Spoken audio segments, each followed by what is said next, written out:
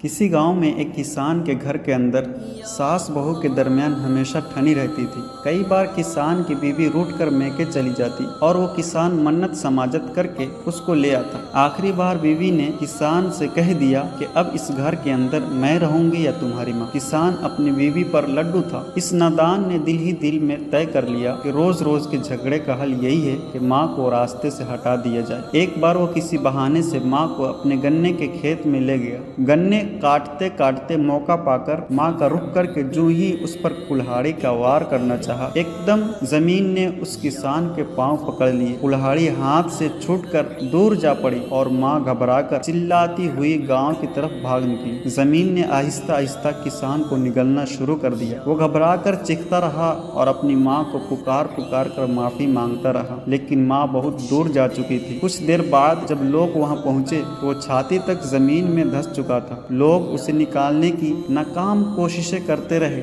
मगर जमीन उसे निगलती रही, यहाँ तक कि वो जमीन के अंदर समा गया। प्यारे प्यारे इस्लामी भाइयों, लरज़ उठो और अगर माँ बाप को कभी नाराज किया है तो जल्दी जल्दी उनके कदमों में गिरकर रो रो कर उनसे माफ़ी की भीख मांग लो। ये तो दुनिया की सज़ा थी जो उस माँ के नाफरमान नादान किसान की देखी गई। अगर वो किसान मुसलमान था तो हम खुदाए रहमान अज़्ज़ा वजल से उसके लिए रहम करम की दरख्वास्त करते हैं। दुनिया की सज़ा जब नाकाबिले बर्दाश्त हुआ करती है तो आखिरत की सज़ा कैसी सही जाएगी। हदीस पाक में है, प्यारे आका सल्लल्लाहु अलैहि वसल्लम ने इरशाद फरमाया, सब गुनाहों की सज़ा अल्लाह अज़्ज़ा वजल चाहे तो क़यामत के लिए उठा रखता है, मगर माँ बाप की नाफरमानी की सज़ा जीते जी देता है।